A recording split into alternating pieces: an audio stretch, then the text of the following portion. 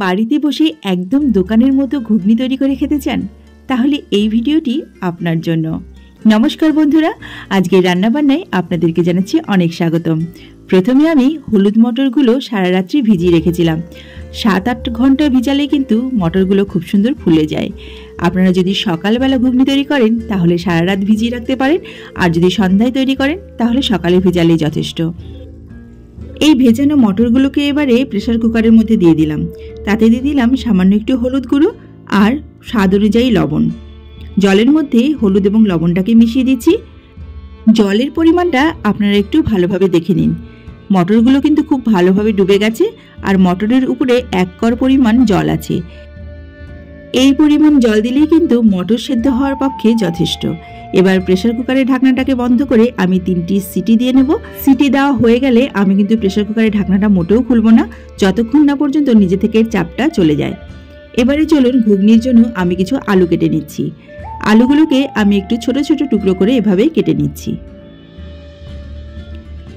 দুটো মাঝারি সাইজের টমেটো আমি নিয়ে নিয়েছি। টমেটোগুলোকেও আমি কিন্তু একদম ছোট ছোট টুকরো করে কেটে নিলাম। এবারে আমি একটি ভাজা মশলা তৈরি করে নিচ্ছি, আর তার জন্য আমি 4-5টি শুকনো লঙ্কা, 3-4 টুকরো দারচিনি এবং 5-6টি ছোট এলাচ দিয়ে দিয়েছি।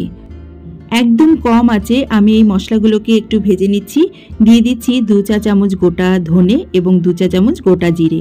এবার সমস্ত মশলাটাকে আমি হালকাভাবে ভেজে নিয়ে একটু ঠান্ডা করে ব্লেন্ডারে ব্লেন্ড করে নেব।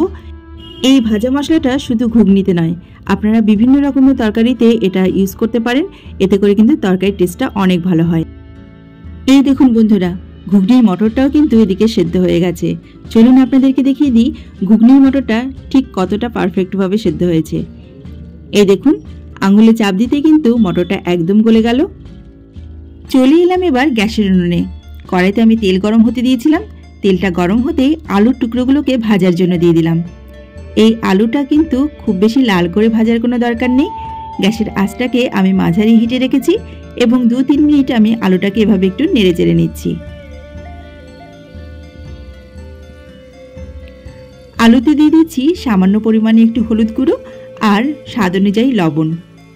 আলু ভাজার সময়ে আমি হলুদটা ব্যবহার করার কারণে কিন্তু আর পরবর্তীতে হলুদ ব্যবহার করব না। ওদিকে মটর সেদ্ধ করার সময়ও কিন্তু আমি সামান্য হলুদ দিয়ে সেদ্ধ করেছিলাম। 2 মিনিট মতো আমি আলুটাকে নেড়ে চেড়ে ভাজার পরে এবারে দিয়ে দিচ্ছি গ্রেট করা আদা। আপনারা চাইলে এখানে আদা বাটাও ব্যবহার করতে পারেন। এবারে একটু নেড়ে চেড়ে আমি আদাটাকে তেলের মধ্যে খুব ভালোভাবে ভেজে নিচ্ছি। 1 মিনিট মতো ভাজার পরে আমি দিয়ে দিচ্ছি টমেটো কুচি। এবার আদা, টমেটো এবং আলুটাকে আমি একদমই কম আঁচে প্রায় 3-4 মিনিট এভাবেই নেড়ে চেড়ে একটু কষিয়ে নেব। দিয়ে দিচ্ছি লঙ্কা কুচি। ঝালটা আপনারা নিজেদের স্বাদ অনুযায়ী আপনারা ব্যবহার করবেন। এখানে আমি কাঁচা লঙ্কা কুচি দিয়েছি, চাইলে আপনারা একটু শুকনো লঙ্কার গুঁড়োও দিতে পারেন, তবে আমি শুকনো লঙ্কার গুঁড়ো এখানে অ্যাড করব না। এর পরবর্তীতে কিন্তু এর মধ্যে ভাজা মশলাটাও অ্যাড করা হবে, আর ভাজা মশলার মধ্যে কিন্তু শুকনো লঙ্কাটাও দেওয়া আছে। হালকা আঁচে বেশ কিছুক্ষণ নেড়ে চেড়ে এবারে চলুন আমি এর মধ্যে একটু জিরে গুঁড়ো অ্যাড করে দিচ্ছি। খুব সামান্য পরিমাণে দেখুন জিরে গুঁড়োটা আমি দিয়ে দিলাম। আবারও একটু নেড়ে চেড়ে নিচ্ছি।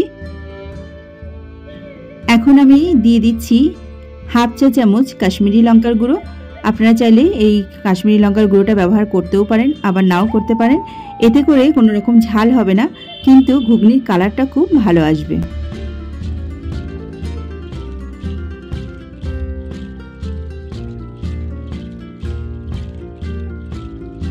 চলুন বন্ধুরা, প্রায় 7-8 মিনিট ধরে তো আমি আলুটাকে কষিয়ে নিলাম। এবারে সেদ্ধ মটরগুলোকে এর মধ্যে দিয়ে দেব। সেদ্ধ মটরের সঙ্গে যে জলটুকু ছিল সেটুকু তো আমি দিয়ে দিয়েছি, সাথে আপনারা চাইলে আরেকটু এক্সট্রা জল দিতে পারেন, যেহেতু মটর কিন্তু খুব তাড়াতাড়ি জল টেনে নেয়। এবার স্বাদ অনুযায়ী লবণটা আমি দিয়ে দিলাম। লবণটা যেহেতু আমি মটর সেদ্ধ করার সময় দিয়েছি, আবার আলু কষানোর সময় দেওয়া ছিল, তাই এই সময় লবণটা একটু চেখে দেখে দেওয়াই ভালো। একটু নেড়ে চেড়ে নিচ্ছি, আর গ্যাসের আঁচটাকেও আমি হাই হিটে করে দিয়েছি। এই দেখুন বন্ধুরা, ঘুগনি কিন্তু ফুটে উঠেছে। এখন আমি উপর দিয়ে ছড়িয়ে দিচ্ছি 1/2 চা চামচ ভাজা মশলা। এই ভাজা মশলা দেওয়ার কারণে ঘুগনির টেস্টটাও যেমন সুন্দর হবে, তেমনি দারুণ একটা ঘ্রাণ কিন্তু ঘুগনির মধ্যে থেকে বেরোবে। সুন্দরভাবে ভাজা মশলাটাকে একটু মিশিয়ে দিলাম। এবারে চলুন সামান্য একটু চিনি দিয়ে দিচ্ছি। চিনি দিলে ঘুগনির স্বাদের ব্যালেন্সটা যেমন সুন্দর হয়, তেমনি এটা খেতেও দারুণ হয়।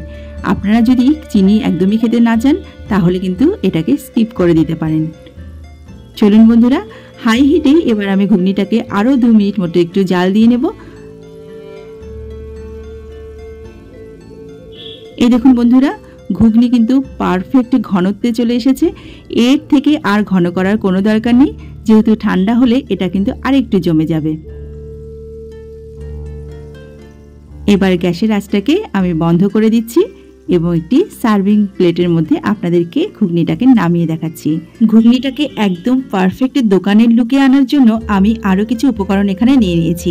এখানে রয়েছে শসা কুচি, কাঁচা লঙ্কা কুচি, পাতিলেবু এবং তেঁতুল জল। একটি সার্ভিং প্লেটের মধ্যে এখন আমি ঘুগনিটা নামিয়ে নিয়েছি। দেখতে পাচ্ছেন বন্ধুরা, কত সুন্দর কালার এসছে। দেখে মনে হচ্ছে একদম পারফেক্ট দোকানের ঘুগনি বাড়িতে আনা হয়েছে। চলুন এবারে আপনাদেরকে একদম দোকানের মতো করে ঘুগনিটা পরিবেশন করে দেখাই। একটি বোলের মধ্যে দেখুন আমি ঘুগনি নিয়ে নিয়েছি, তার উপর দিয়ে ছড়িয়ে দিলাম ভাজা মশলা, দিয়ে দিচ্ছি বিট নুন, একদম ঠিক দোকানের মতো। এখন আমি দিয়ে দিচ্ছি তেঁতুল গোলানো জল, ঠিক যেমন দোকানে তেঁতুল গোলানো জল উপর দিয়ে পরিবেশন করা হয়।